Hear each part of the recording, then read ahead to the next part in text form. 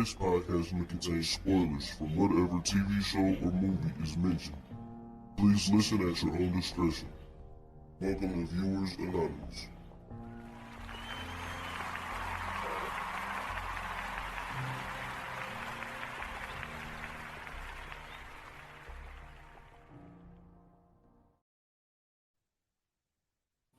What's going on? I am Scoots Bronson. And I am S. Foster. And this is the Viewers Anonymous podcast. What's going on with you, brother?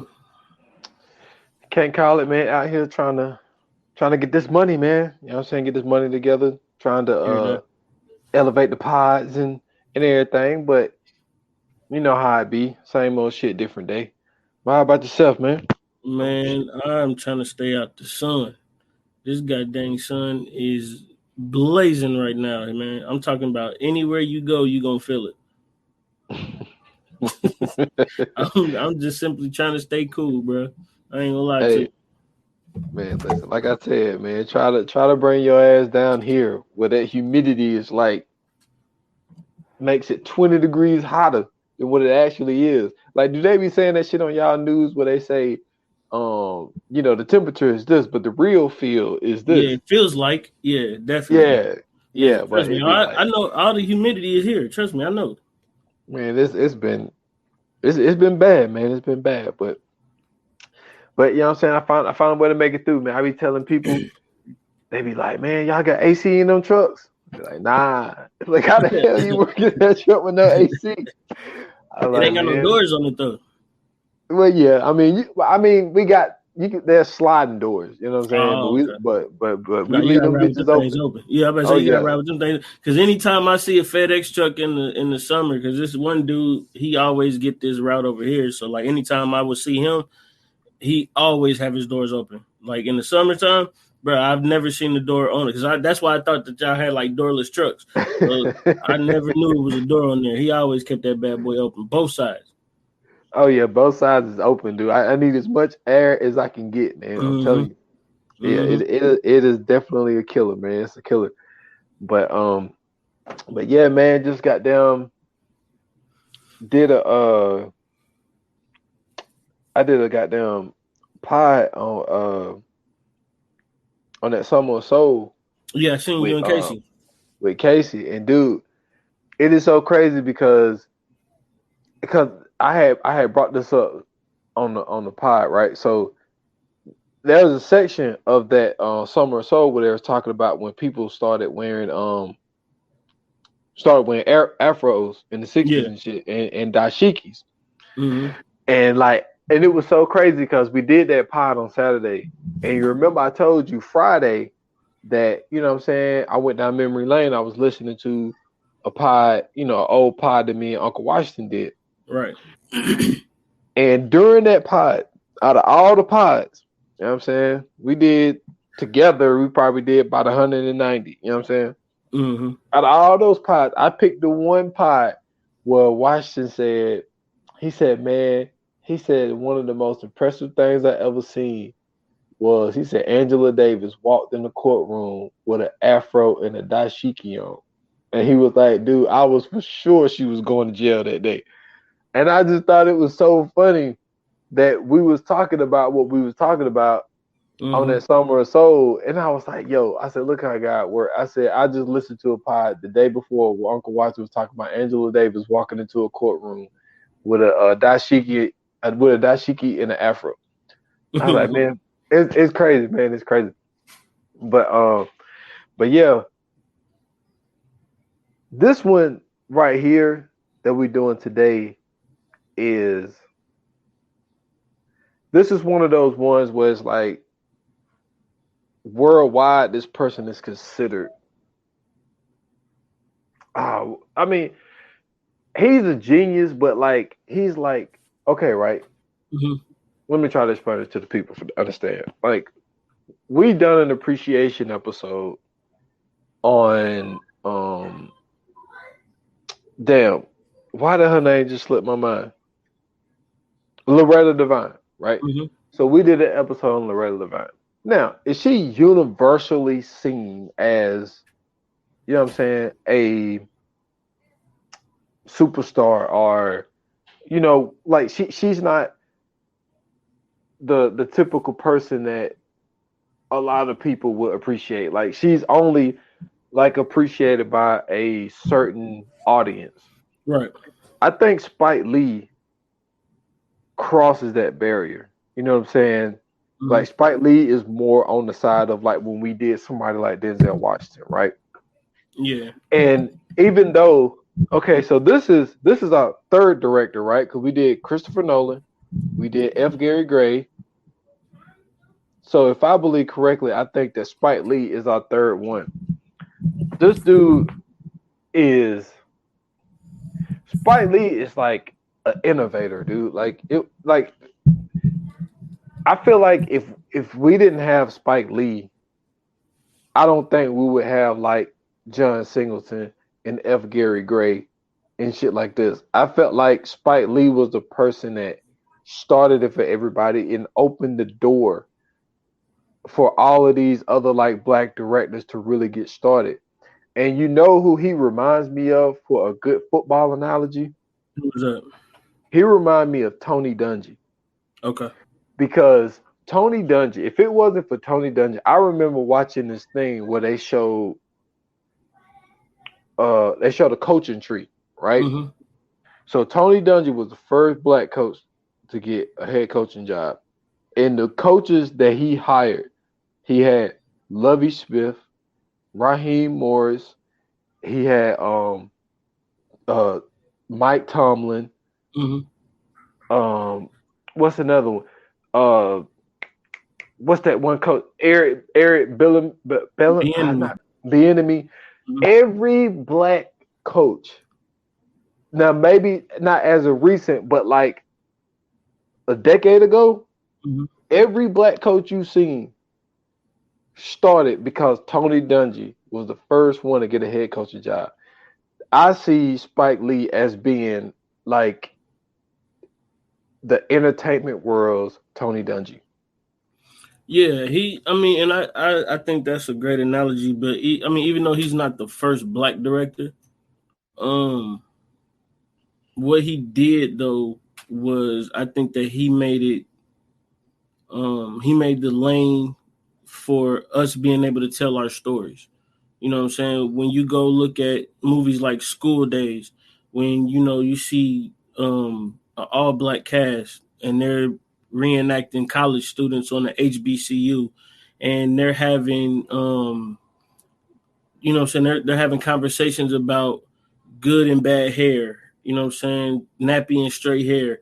And they having the light skin versus dark skin conversation. They having the conversations about men and women. You know what I'm saying? The difference of genders. They also have the conversations of, the black versus the whites. You know what I'm saying? The field nigga versus the house nigga. In some cases in that movie. Or even if you just look at the fact that they were talking about apartheid in South Africa, even though they were still facing racism here, you know what I'm saying? We still facing racism here in America. So, you know what I'm saying? He put a lot into his movies. If you look at Do the Right Thing, you know what I'm saying? They talked a lot about racism in that. They talked about how, we had so many difference of cultures. You know what I'm saying? That's the first time where somebody was about to get into a fight in the movie because somebody messed up their Jordans. You know what I'm saying? Like, but you know what I'm saying? He really brought the culture to film, and he did it in a very authentic way.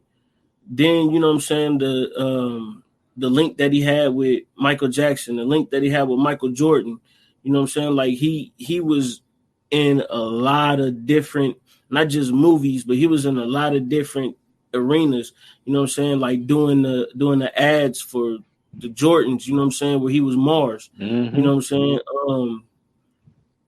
Doing, you know what I'm saying, working with Mike on videos and stuff like that. So it's like he, you know what I'm saying, he really had a pulse on the culture.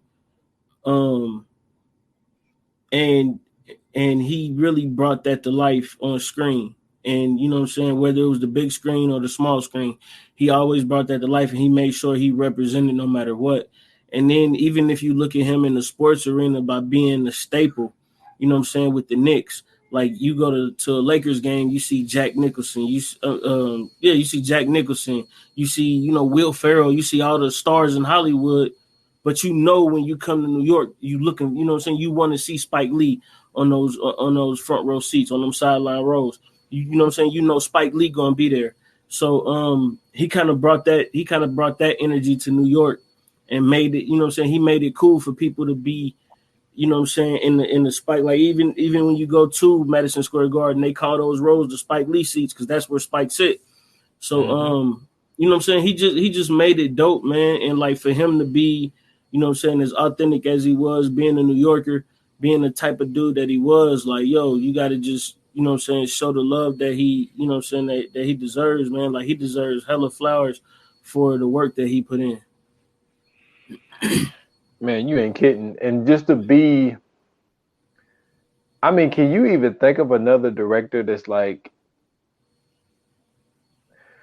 the strange thing, not strange, but like directors are usually like behind the scenes. Like this dude not only was involved in like the Michael Jordan and Michael Jackson commercials and shit like that, like he was actually in them.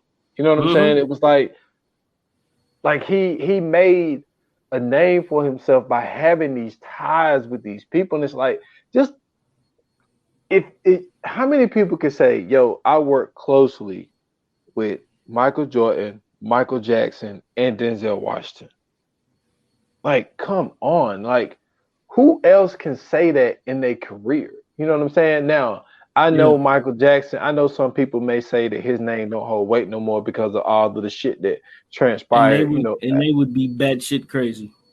Yeah, because like at the time that he was dealing with him, it's like, yo, this dude was at the top of his game. No, Michael Jackson. Michael Jackson is Michael Jackson, bro. All them allegations and all that shit. Fuck all that. Michael Jackson is Michael fucking Jackson. It's only two niggas on planet Earth that live that I got that type of respect for in the entertainment industry, and that's Michael Jackson and Prince. I feel you. But to just to do that, like, dude, man. Yeah. Bro, he brought Michael Jackson and Michael Jordan together, bro. And Heavy D. Yeah. That slam. Video. Never forget Jam. Michael Jackson was playing basketball with Michael Jordan, bro, and Heavy D was rapping. Spike Lee did that. Hey, I hated that song though. But still, bro, listen, you know what I'm saying? Spike Lee put that together, bro. That's genius, bro. Nah, it is super genius, man. And it's just the fact of like to think that even when you look around, like, cause the thing is, like, I remember when we did F. Gary Gray and we was talking about there was some music video that we didn't even know he was a part of. Mm-hmm. And it was like just going back and like looking at some of the things that he was a part of. It's like, damn. And it's like, I know music videos aren't like what they used to be. And look, and I could be totally off on this because I never really like researched it, but like I don't see Christopher Nolan doing a music video. You know what I'm saying? I don't see Steven Spielberg doing a movie video. Ron Howard and those boys. Like I don't see them doing that type shit. And I think that what that says is like there's a different kind of, it's just a different kind of culture, because if I'm not mistaken, I think even John Singleton did some. I think he might have did like some Ice Cube ones, if I'm not mistaken. Mm-hmm. So it's like to go into that world and be respected by those type of people, because it's really a different kind of game. Like people could think like, oh man, if you could direct a movie, you could direct a music video. Music videos are just a little different. Right. Especially the time and energy that was put into it. And Michael Jackson changed the game. Now, I don't know. I mean, I'm not seeing it. I'm not sure if he did, because Michael Jackson took it to a totally different world when this motherfucker did, let me see, Thriller. Mm-hmm. Billie Jean had an extended version. Mm-hmm. Smooth Criminal. Smooth Criminal had an extended. Smooth Criminal got like a 20-minute fucking like movie. Nigga, Moonwalker. Yeah, that's another one. Nigga, that shit was a movie. Bad, like the long version of Bad. You know what I'm saying? That was You ain't bad. You ain't nothing. That's my shit, bro. That's my shit, bro. Him and Wesley Snipes.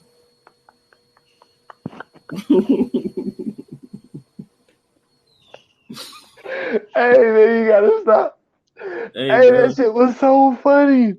But that was so funny, but I probably say that on average, bro, a good 25 times a year, bro. Just randomly to myself. Just randomly to myself, bro. That is the funniest thing Michael Jackson has ever said to me, bro. Oh man, because nothing was tough about that. Nothing at all, bro. And that's when Bad came out, because this is what people got to realize. Like, there was no social media back then. There was none of that type shit. So it was just like, yeah. So it's like, so you have Thriller. Mike is, you know what I'm saying, Mike can play shit. And then it's like, all of a sudden, this motherfucker come out with Bad. This motherfucker's like 5 shades lighter. He's like, the fuck? Man, like, Mike was ghost white. Dude, it was weird as hell. It was like, you know what I'm saying, threw me off. I was like, the music is there, but okay, but don't forget, he got burnt up on the Pepsi commercial, bro. He did get burnt up on the Pepsi commercial. He got burnt up on the Pepsi commercial, man. Where he had to have that damn bandage on the top of his head. But yeah, we went off on a tangent there. But it's just, dude. But it's crazy to think, like, there ain't many people that can say, yo, I did, you know what I'm saying, I did mad shit with Michael Jackson, Michael Jordan, and motherfucking Denzel Washington. Yeah. And he's the person who really broke, like, Denzel was gonna pop, but I don't know if it would have happened as soon as it would have if it wouldn't been for Spike Lee. Well, so you gotta even go back to, you know what I'm saying, like his first joint. Excuse me, hold on real quick. But I mean, you even gotta go back to his first joint with She's Gotta Have It. You know what I'm saying? Like, that was, you know what I'm saying, like, that was the pinnacle of, well, I'm sorry, not the pinnacle, but that was the beginning of his career. That was, you know what I'm saying, where it all starts. He makes this, and it's not typically shot in, you know what I'm saying, like a normal fashion. Like, it's shot in black and white. You know what I'm saying? And it's like, this is what art really is. You know what I'm saying? Like, when you watch this movie, and I remember watching this like at a younger age. I was probably around like 13, 14, but I was so enamored at the fact that this movie was in black and white. And I'm thinking that this movie is way older than it is. And I'm like, yo, this movie only like 2 years older than me for real. So the fact that he shot it in black and white, you know what I'm saying? Like, the fact that black and white really made you pay attention. Like, you know what I'm saying? You can't forget when she laying down waiting for dude to, you know what I'm saying, get in the bed with her, and he folding up every piece of clothing that he got on when he taking it off. Like, you just sitting there like, yo, is this nigga ever gonna smash, bro? Like, what is he doing? He wasting time. You know what I'm saying? She done fell asleep by the time my man got done. So it's like, you know what I'm saying? You remember those things from these movies because he always finds some way to be eclectic. He always finds some way to you know what I'm saying, showcase his artistry. And, you know, when you really get to taking a chance at watching these movies and really, you know what I'm saying, seeing them for what they are, you realize that they're more than just movies. You know what I'm saying? It's art. It's a think piece. You know what I'm saying? It's a dissertation sometimes. With the newer ones, they've been, you know what I'm saying, blogs. And I mean, like, they really have, you know what I'm saying, a piece of the culture and all of them. And it's like every time you watch it, it's always something that he adds in there. And it's like you really can't go wrong with anything that he puts together. True. And I mean, even like when you think about Do the Right Thing in 1989, Like the one thing that, yeah, I mean, don't get me wrong, the Radio Raheem scene, still reminiscent of the day. Yeah, and it's still things that happen today. But what I thought, one thing that did stand out to me, two things. One, I just heard a story about this, and I thought it was some BS until I heard it because there was audio to go along with it. But the one thing was the one pizza scene where the dude, you know what I'm saying, kept using the nigga word. And then he was like, yo, who's your favorite basketball player? He's like, man, man, Magic Johnson. Who's your favorite, boxer or whatever? Or this guy, He was like, so all your favorite athletes are black. But you know what I'm saying? But you sit here and you act like this. He was like, well, they're not like black. He was like, yeah. What the fuck you mean they're not like, you know what I'm saying? And I think that what that did is like, that was something that was like spoke in like barbershops and shit. Like, it's like where like these people would be racist towards like people that are in close vicinity of them, but their favorite athletes be black athletes. And they was like, yo, like there ain't no different from us. You just don't know them personally. And that's a good point to bring up because I mean, like, even if you think about that scene, I think his name was Leo. Hold on. I want to say his name was Leo. I don't.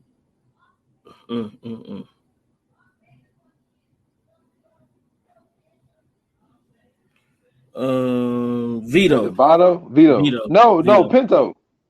No. Vito was the older brother. No, you're right. It was Pino. I'm sorry. Yeah, that was John Turturro. Shout out to John Turturro, the legend. He played the crazy agent in Transformers for anybody who don't remember who John Turturro is. But you know what I'm saying? Like, it's people that really think like that. Like, but even Pino talking to, you know what I'm saying, Mookie's older sister. You know what I'm saying? When she came in, he didn't treat her like he treated everybody else. You know what I'm saying? So it's like, once again, this is what I'm saying. Like when we talk about Spike Lee and his genius, like the fact that he can respect Mookie's older sister because he low-key had a crush on her, you know what I'm saying? And he may or may not have fetishized her or, you know what I'm saying, anyway, but he still in some weird way he sexualized her. You know what I'm saying? Like he had all kind of respect for her. He never talked down to her, never disrespected her or nothing. You know what I'm saying? He always showed her some type of kindness. But then you know what I'm saying, when anybody else would come around, you would see the vitriol, you'll see the anger come out of them. So it's like, it's not just, I feel like with certain people, it's not just the fact that it's, you know what I'm saying, athletes. I think it's more so the thing that when they see the athletes, they know that, you know, that's something that they want to be for real. So they can kind of look over a little bit the fact that, you know what I'm saying, it's a black person because they really want to jump higher. They really want to run fast, or they really want to do all these things. Or, you know what I'm saying, hit a home run 500 feet or whatever. And then when they see the women, they're attracted to the women. So once again, they could kind of glance over that because, you know what I'm saying, those natural emotions come out. And at that point, you don't care about that type of stuff. So, I mean, like, I think it's more so just the fact that it was with certain people. I felt like he kind of picked and choose who he wanted to be like that with. You know what I mean? Mm-hmm. And then the other thing, man, I just heard this other day, and I thought that it was like somebody trying to make a viral moment, but there's actually audio of it. So, excuse me, for the people that don't know, Rosie Perez was like, this was her big break. Was being on this. And so everybody know there's a scene in there, the ice scene, you know what I'm saying, that he had. And she talked about that. And she said that the reason it started at her face and the camera went away from her face was because she was crying during that scene. Oh, really? She said that it was not a good experience for her.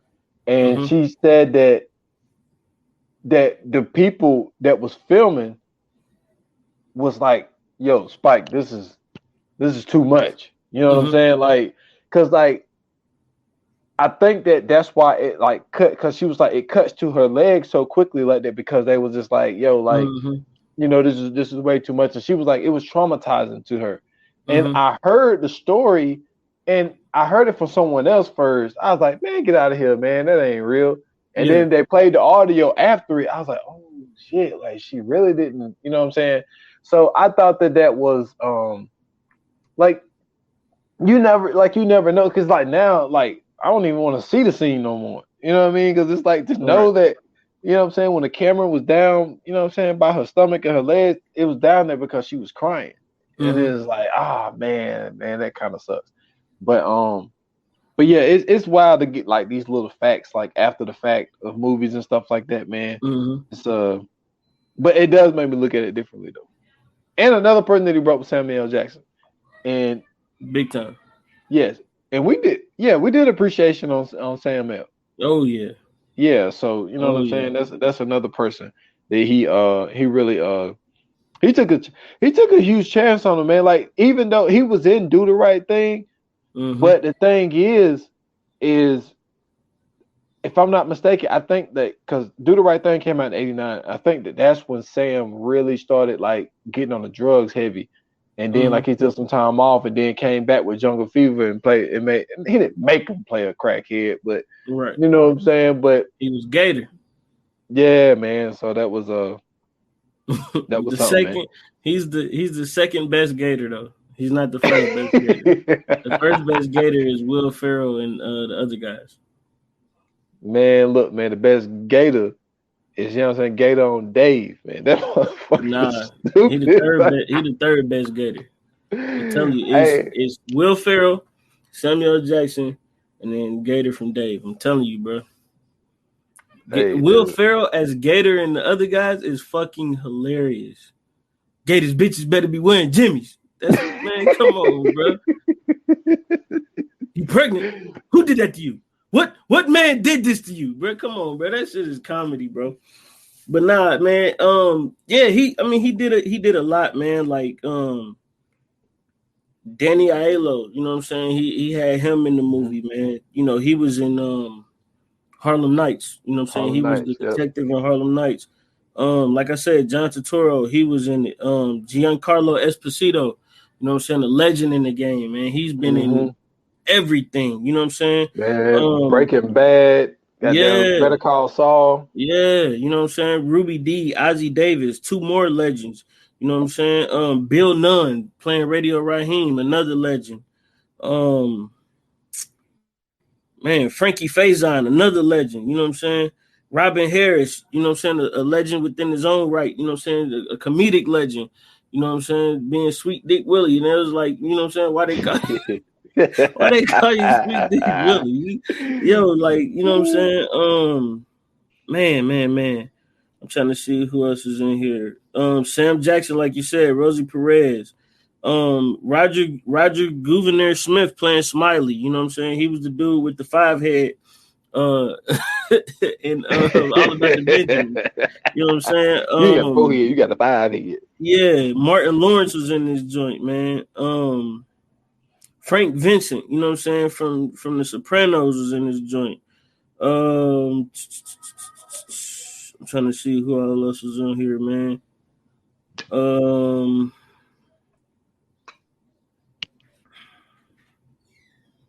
There's a couple more people, but they ain't like big names, but yeah, you know what I'm saying. But I mean, like the fact that, you know what I'm saying, they had all of these people in this movie, and this is 80. You said 89. 89. Yo, that's I was 4. Crazy, bro. I was 1.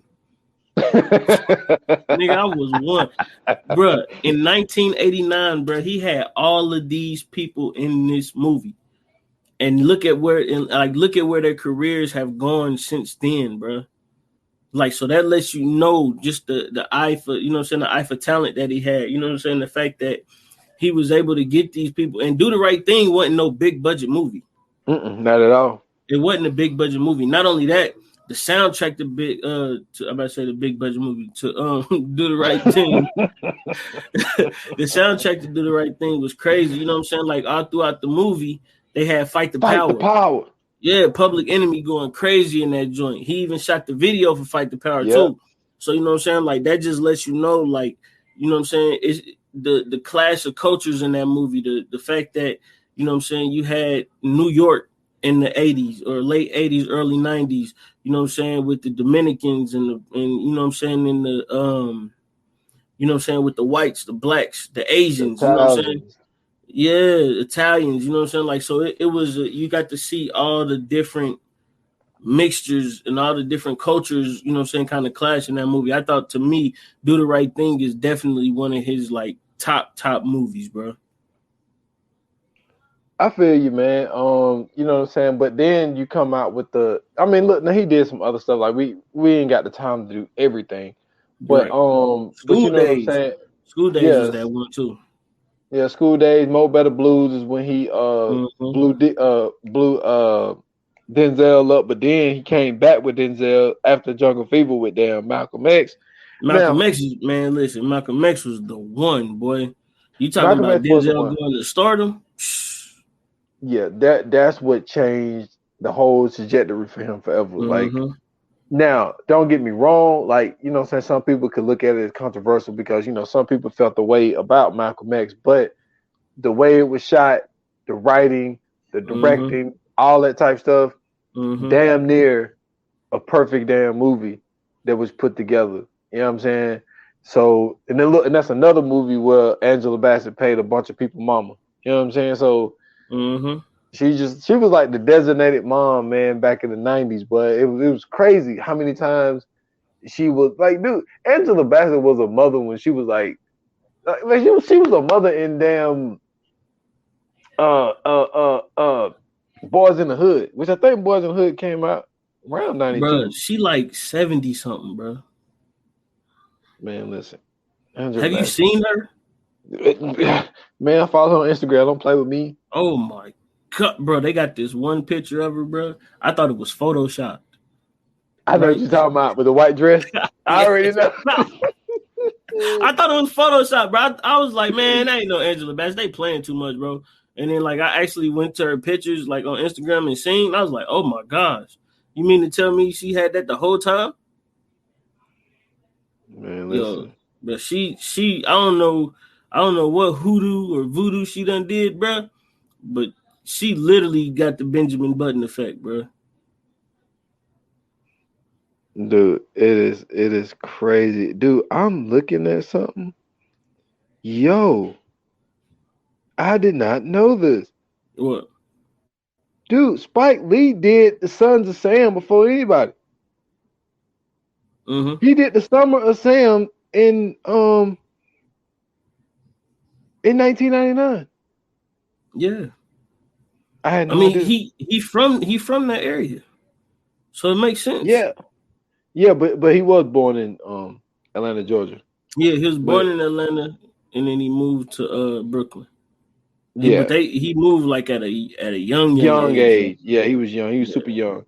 But that's crazy. I had no idea. He did Crooklyn. He did Clockers. Let me see. He did a couple music videos. He Got Game. Like you said, Summer of Sam. He did John Leguizamo's Freak. That was one of the, dopest stand-up specials I've seen. He did the original Kings of Comedy. One of my favorite movies personally, he did Bamboozle. I love that movie. Another one of my favorites, he did the Huey P. Newton story. Let me see. She Hate Me. He could have kept Sucker Free City. I ain't gonna lie, it was all right, but it wasn't all that. Inside Man, you know what I'm saying? That was him. Shout out to another one with him and Denzel. A Miracle at St. Anna. Kobe Doing Work. That was fire. Michael Jackson, This Is It. He was doing a doc for that. Let me see. Look, Old Boy. Remember, I told you about Old Boy. I've been trying to get you to watch Old Boy for a while. Yeah, you have. You definitely have. Yeah, he did Old Boy. The Sweet Blood of Jesus. He shot a special for Cat Williams. He shot a special for Gerard Carmichael. I forgot that he was in the NBA 2K16 video game. He did the whole story mode for the My Player. That's why My Player was called Frequency Vibrations. He put a lot of people on through that too. Chirac, you know what I'm saying? A lot of the voice actors that was in 2K was in Chirac. what's the one that he did with oh man, I'm Black Klansman. Yep, he did Black Klansman. Hold on, dude. You want to know what he was a producer on? Oh, if Lord Willing and the Creek Don't Rise, remember that HBO docuseries that they did about Hurricane Katrina? Mm-hmm. Oh my goodness, boy, you talk about great work, man. Oh, and then he did the Five Bloods too. So I mean, he has some work, bro. Dude, this man been working since '86, a little bit before that actually, but he got his big break in '86, which he's got to have it. Dude, one of my favorite movies, and he was a executive producer for it. Mm-hmm. Tales from the Hood, my guy. Oh man, how can I forget? He was an executive producer. He was an executive producer on New Jersey Drive as well. Mm-hmm. And but you know, he did Get on the Bus. You know, a lot of people ain't seen Get on the Bus. Get on the Bus was.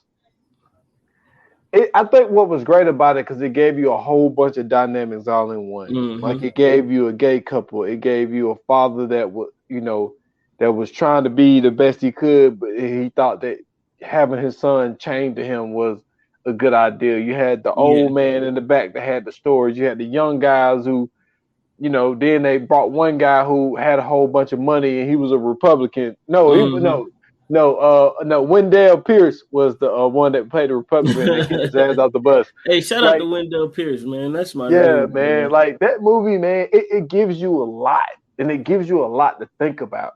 Mm-hmm. You know what I'm saying?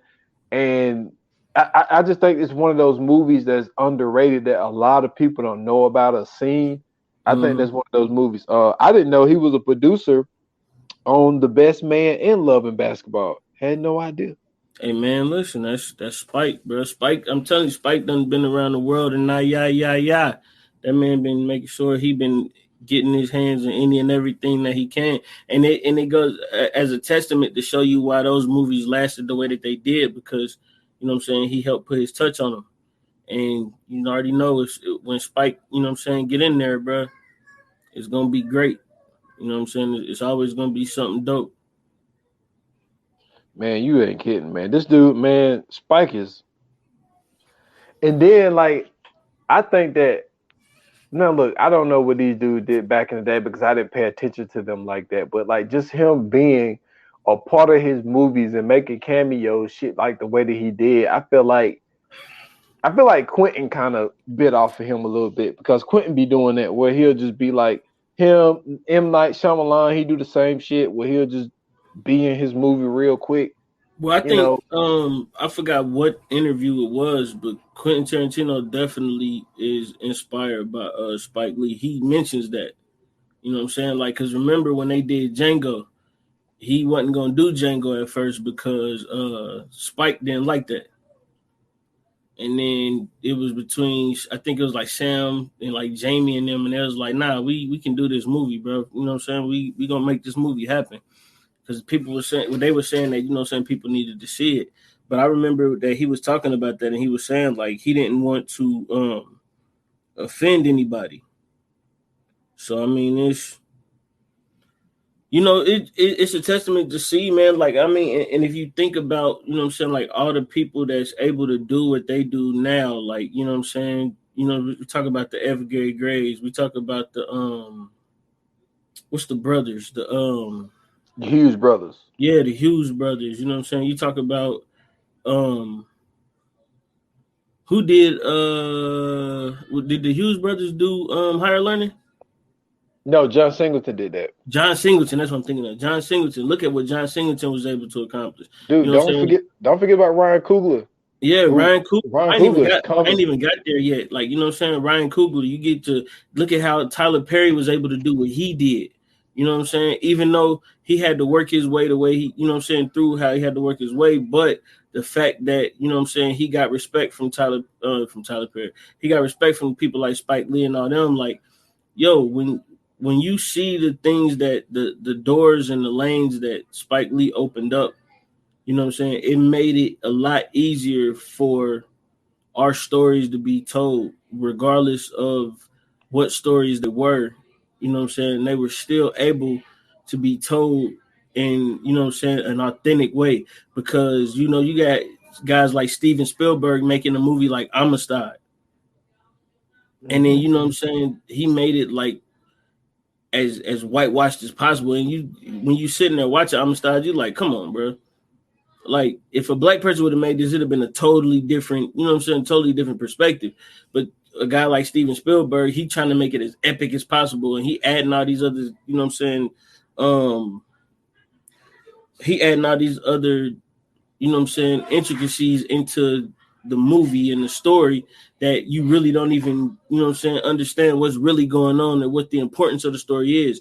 But then you get a guy like Spike Lee who tells a story of, you know what I'm saying, Malcolm X, and even though he used the one that was told by Alex Haley, because it's two autobiographies of Malcolm X, but he used the autobiography of Malcolm X told by Alex Haley, and he kind of used that, and, you know what I'm saying, he talked to a few people.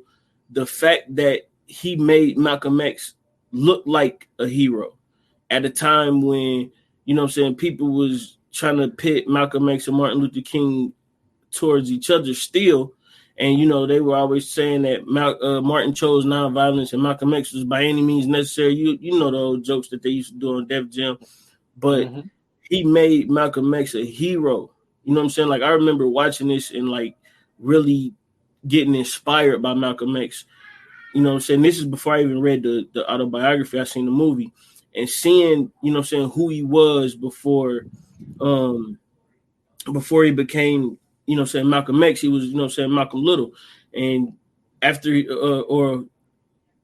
was Malcolm Little, he was Detroit Red. And then he went from Detroit Red to Malcolm X. So, you know what I'm saying, like, being able to open, you know what I'm saying, people like mine's eyes to, you know what I'm saying, a hero, is, I think that was something that he helped do with that movie, because, you know what I'm saying, like, I remember growing up in school, like, we heard a little bit about Malcolm X, but we ain't hear a whole bunch about Malcolm X. Like, you know what I'm saying, like, that was never something that they was willing to teach. They was always telling us about Martin Luther King. You know what I'm saying? Martin Luther King got his own holiday. You know what I'm saying? They taught us about Rosa Parks and all these other people. But the fact that he took Malcolm X, somebody who, you know what I'm saying, white America really kind of fear, and made him an icon, you know, so, well, he was already an icon, of course, but he put that icon on the silver screen, and he helped get that icon a face to a newer generation. I think that was very important, and that was brilliant of him to do. And that's, you know what I'm saying, like I said, that's his lane. That's what Spike Lee does. He brings those things to life. You know what I'm saying? Like we were just talking about earlier, the fact that he got Michael Jackson and Michael Jordan on the video together playing basketball with Heavy D on there. Like, yo, that's iconic as fuck, bro. Like, a lot of people don't understand the importance of that, but that's super fucking iconic. Like, this is the best entertainer in the world with the best basketball player in the world. And then you get a guy like Heavy D, who one of the dopest rappers ever, you know what I'm saying? A big, you know what I'm saying, a big heavy set dude that's rapping and dancing at the same time. Like, everything about this video shouldn't be happening. And he brought this shit together and made this shit happen, bro. You know what I'm saying? Like, it just seems like whatever you get Spike Lee in, bro, he always doing some dope shit. True that. And then, you know what I'm saying, he has 176 nominations, dude. You know what I'm saying? 192. So this dude is batting a little bit over 50%. And then, not only that, you know what I'm saying, he won an Oscar for the best adapted screenplay on Black Klansman. So that's just, let's see, Black Klansman, that was 2018. So for him to be able to, because, I mean, look, we speak about this not as much, but I personally don't give a fuck about this damn Oscar shit, because I feel like a lot of the times it's that in the Academy, it's all bullshit. All set up, man. And I think that, because you ain't gonna tell me, like, I ain't even gonna make it a racial thing. Like, Leo only got one. Listen, man, if you don't get the fuck out of here, you know what I'm saying? Like, Leo deserved way more than one, bro. Yeah, he deserved 10 of them off of Titanic alone. And I'm saying, like, I mentioned him because, like, I know some people like, oh man, you know, Oscar's so white. even Leo, like he done got fucked a bunch of times. Matter of fact, he deserved him for Gangs in New York. Gangs in New York was dope. Man, he killed that shit, bro. Gangs in New York, bro. Even though some people gonna tell you Daniel Day-Lewis killed it, but I think Leo did a good job. That's two things could be true at the same time. Yeah, exactly. I hate when people do that. Two things could be true at the same time. There's no question that Daniel Day-Lewis did what he did, but he is a method actor, bro. So you expect nothing less than him. Like when he did the what was the Lincoln movie? Man, he was Lincoln. My That's what I'm saying. You know what I'm saying? That's what I'm saying. When he was in Gangs in New York, he was Bill the Butcher. You don't see nobody else's Bill the Butcher except Daniel Day-Lewis. So I expect that. Man, you know what I'm saying? I expect that. Yeah. But Leo, man, you must be crazy if you think Leo ain't play that role out, bro. Man, he murdered that. He murdered a lot of shit. Big time. You know what I'm saying? Just you know what I'm saying? Keep listening to the pod, people. He will be mentioned again. Mm-hmm. But so are we doing the top 3? Yes we are. I'll go first. Give me 1 minute real quick. I got to do something. All right. So why are we doing that real quick? So like my man said, Spike Lee moved to Brooklyn as a kid, but he was born in Atlanta, Georgia.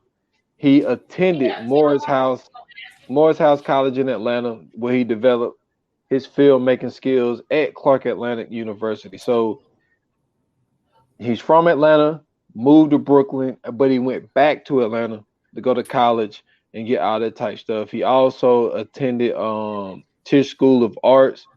You know what I'm saying? That was a graduate program where he made some what people call some controversial shorts, you know what I'm saying, The Answer, and he reworked D.W. Griffith's The Birth of a Nation. So I can see how people could say that's controversial. It was a 10-minute film.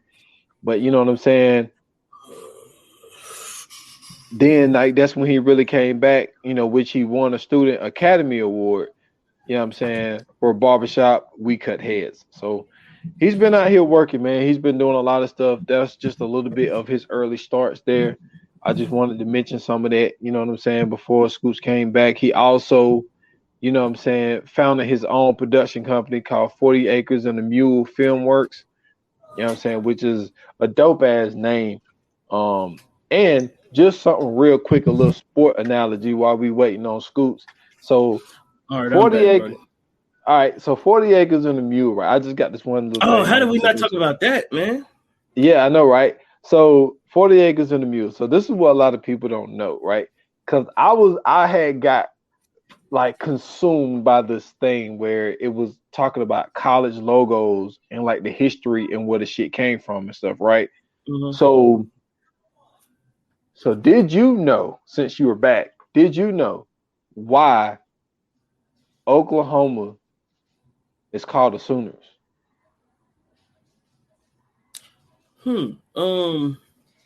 No, I don't. That's okay. Interesting. What is it? Why are they called the Sooners? So they're called. I know it's racist as fuck though. Yeah, it is.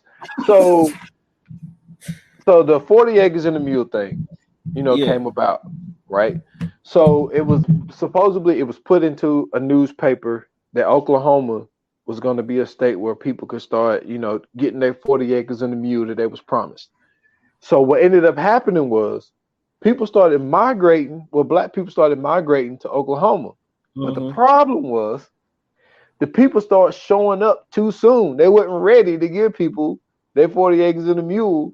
So that's why Oklahoma is known as the Sooner State, because the black people showed up too soon. That's crazy. That's crazy as fuck. You want to name your school that? Hey, man, listen, I'm not surprised, bro. Yeah, I believe that it's a lot like the Vandals. What is it, Idaho? Yeah, they're the Vandals. Yeah, Idaho is named the Vandals. The Vandals are like I know that's like it's a group of people like from Europe or some shit like that who was like poor and distraught that end up getting like killed off and shit. Like a lot of these schools is named after some shit, bro. Yeah, a lot of these schools is some bullshit, man. Like just like I mean, like this ain't that severe, but like down here, like the Gamecocks. I mean, this was known as a cockfighting state. You know what I'm saying? But then, well, I mean, that's pretty dope. Though. I ain't gonna lie to you. That's a dope. Yeah, but like I remember, you remember Chicken George? Yes. You know what I'm saying? That's what that made me think of, man. I think of Chicken George, man. So it's like, yo, this is crazy. Like, really, dude, it's really crazy. I forgot where I seen it at, but like, dude, there's this thing that's talking about like all of these college names and like how they got this shit. That shit is nuts, my God. That was the most craziest one that I heard was damn for the Sooners, and it's because the black people showed up too soon for the 40 Acres and the Mule. It's like I don't get it. I don't get it. Yeah, but that's true. Wow. But man, listen, I got mine ready, man. Like I already know where the jump. Look, Spike did a lot of great shit. I think my list is gonna throw. What's one movie you already know? Like this. In no particular order, I'm just gonna give it to you. Go ahead. He Got Game. Malcolm X. Miracle at St. Anna's, man. Like that movie, man. Listen, I listened to an old pod of mine, man, where I did my top 5 war movies. Yeah. Yo, Miracle at St. Anna's was my number 2, dude. I fucking love that movie. Spike murdered that shit. He murdered that shit. So that's my 3, man. I already know. I was ready for that shit. Okay. Mine is I'm gonna go from 1 to 3. My number 1 is Malcolm X, hands down.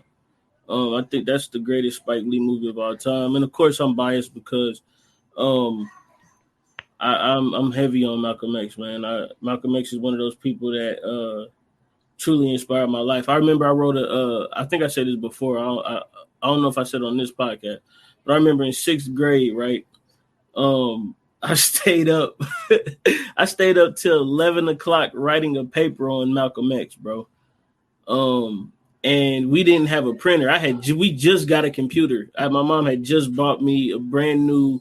It was a Gateway Dell computer, and I didn't have a printer. We didn't have a printer, so I had to email my paper to my cousin, with my aunt and my cousins and them, so they could print it out for me because they had a printer. But when it printed out, because I emailed it to them, it had the email address at the top and bottom of the paper. So when they printed it out, I got it, turned it in, and my teacher, Mrs. Jenkins, she said that I was plagiarizing this paper because it had the email address at the bottom. And I explained it to her and everything. I even told my mom, bro, you know I got an F on that paper. She told me specifically, if I wouldn't have plagiarized it, it would have been an A because that's how good the paper was. So in 6th grade, bro, I got an F writing a paper on Malcolm X because my teacher thought that I plagiarized it because I had to email it to get it printed, bro. So yeah, that ruined my writing career for sure. I learned about plagiarism very early in life. And never plagiarized a day in my life. But so yeah, Malcolm X is my number 1. Number 2 for me is definitely Bamboozled. Bamboozled is an amazing movie. It got Savion Glover in it. It got Mos Def in it. It got Charlie Baltimore is in it. Who else is in this movie? But I think was it Tommy Davidson? I think it was Tommy Davidson. I know Tommy Davidson is in this movie. Michael Rappaport is in this movie. Damon Wayans is in. Like this, when I'm telling you, bro, like this is one of those underrated movies, bro. This was that joint, bro. But yeah, Bamboozled was my number 2, and then number 3, I would have to say would be School Days, man. Because it's one of those classics. The cast in it is dope. Lawrence Fishburne, I'm about to say Jennifer Martin. Goddamn, Tisha Campbell. Bill Nunn was in this joint. Who else was in it? Giancarlo Esposito was in this joint. Man, it's so many people that was in this movie, man. That you know what I'm saying? It's one of those movies that, like I said, it told a lot about our culture, especially so us going to HBCUs, us dealing with each other, light skin, dark skin, good hair, bad hair. You know what I'm saying? Like all of these things that are we still talking about to this day. this movie encapsulated all of that. And he didn't need a Twitter, he didn't need an Instagram, he didn't need the internet, none of that. It was what it was. He put it on pen and pad, and then he brought it to life on screen. So Malcolm X, Bamboozle, and School Days. Those are my top 3. That's what's up, man. And that's another great thing about doing this pod with you, because we got one in there, but it's just we bring so much different dynamics to this podcast because we just been experiencing different things and we see things different ways, and I think that sometimes that's good. I think that's what also made me and Uncle Washington dynamic so dope, because he was so much older and we had some similar, we got similar interests, but it's just you know what I'm saying? Perspectives. Yeah. I think the perspective is one thing that's great, because if you both got the same perspective and you see everything the same way, it's then what the fuck? That don't make for a good pod, bro. Yeah, it don't. Yeah, you gotta have some disagreements, because I remember we did, you know what I'm saying, we're in the pod, but I remember we did our top 10 horror movies. I think we might have had one movie. I think we had 2. We had 2, I think, all together. Yeah, and it was just but it was so great because we was able to talk about a whole bunch of different shit because we didn't have the same movies that were similar. So and then it's just even when we be breaking down movies and shit, there'll be some things that we saw differently in the movie, and they'd be like, oh, well, I saw it this way, and you'd be like, well, I saw it this way. Yep. And I think that's what makes great conversation, is just to have these different things like that. So yeah, I agree, man. But I ain't mad at the list. Yeah, I like yours for real, man. But no, I totally agree, man. I think that when you have, you know what I'm saying, differences in perspective, even if, you know what I'm saying, like you said, y'all agree on the same things, you know what I'm saying, perspective is unique. And, you know what I'm saying, we bring our own things to the, you know what I'm saying, to the pod. And I think that's dope, because even if we don't disagree, you know what I'm saying, we still can agree on it, but come at it from different angles, like you said. And I think that's probably the best thing about it. You know what I'm saying? Even if, you know what I'm saying, we go into the same location, we're going to take different routes. And people, you know what I'm saying, a lot of people can appreciate that. You know what I'm saying? A lot of people can get with that, man. But yeah, y'all make sure, man, that y'all go, you know what I'm saying, do y'all due diligence, man, and show some love for Spike Lee. Go stream some Spike Lee movies, man. Let's put some, you know what I'm saying, some money in his pocket. It ain't like he really need it, but I know what I'm saying. But you know what I'm saying? Let's pay some homage to him, man. Some homage. You know what I'm saying? Let's show Spike some love, because he's been doing this for a long time, and he's really helped put a lot of people on directly and indirectly. And you know what I'm saying? I know sometimes he be wearing some wild shit to these functions. You know what I'm saying? My man was showing love to Prince, but that nigga was dressed like Willy Wonka, but he Spike, bro. You know what I'm saying? He's garnered, you know what I'm saying, the audacity to do that. You know what I'm saying? If anybody can do that, Spike can do that. And you know what I'm saying? We gotta just show him that respect, show him that love, and you know what I'm saying, always hold him down. So, you know, he's out here, you know what I'm saying, making things happen, man. He's a legend, a GOAT, you know what I'm saying? He's one of the best to ever do it. And I mean, he stood the test of time from 86 to now, you know what I'm saying? That's what, 35 years? Yep. Yo, 35 years in the game, bro. At the top of the top, you know what I'm saying? Not like a B-roll dude. Nah, I'm talking about he's the man, you know what I'm saying? He is the man. You know what I'm saying? You could catch him all throughout basketball season, courtside at the Garden. So, you know what I'm saying? Y'all make sure, man, y'all show him some love, tweet him or something, man. Let him know, you know what I'm saying, we appreciate him for what he's done. And man, next up, man. Oh man. Yo, listen, I look, I had chills, my guy. I was so excited and so happy to see that one of my favorite genres is back, man. You know what I'm saying? They gave me the reassurance of because it's been slipping for a while. It's been slipping. Big time. Man, and boy, this thing we got coming up next, yo, they murdered this, man. I ain't even gonna lie. They murdered this. Literally, I ain't even think about that. I said they murdered this.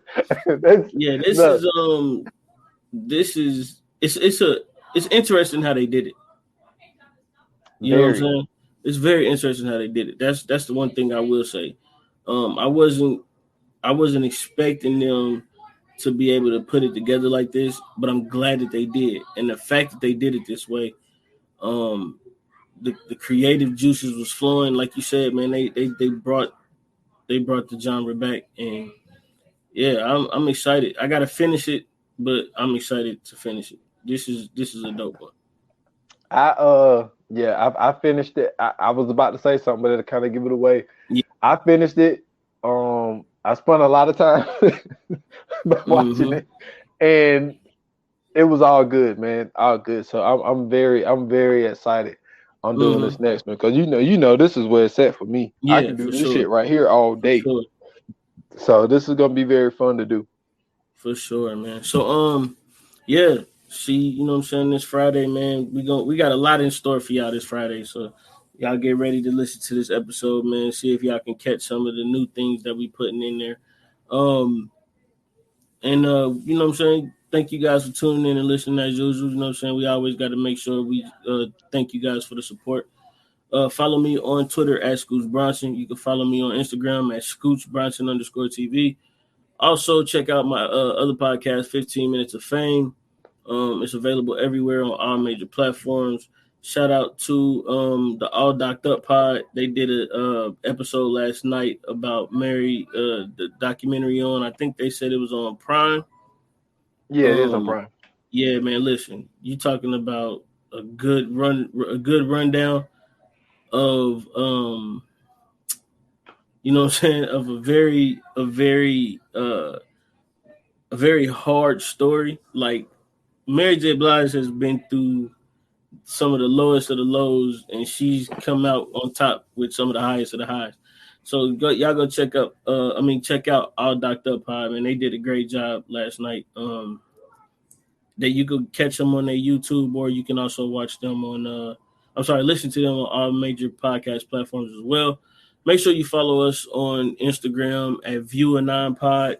Also, go to Facebook, VA Pod Watch Group. Yes, sir. You can catch me at s.foster8 on Instagram and Twitter. Same handle. 28 minutes or less pod on Instagram. 28 minutes or less on Facebook. And like I mentioned earlier, where at the beginning of the pod, you know what I'm saying, I just put out I put out 2 episodes last week of 28 minutes or less. You know what I'm saying? I talked about the finals, you know what I'm saying, and Giannis and everything that he endured and all that type of stuff. And I put out with the guy Casey, Summer of Soul. You know what I'm saying? It came out on Hulu. So go check that out as well on all major platforms. So, and also I appreciate everybody for listening to the pod and supporting us. For sure, man. For sure. Once again, man, like you said, thank you for supporting us. Thank you for showing the love. You already know what it is, man. Tune in every Tuesday, every Friday. We always bring y'all something. Sometimes we'll pop up and bring y'all something new, depending on what it is. Anyway, make sure to I already said that. I'm sorry, bro. I just said something crazy. Yeah, like they say in Hollywood, man. That's a wrap. Damn. Hey, I was about to say it ain't where you from, so you at. But like they say in Hollywood, man, that's a wrap. Good.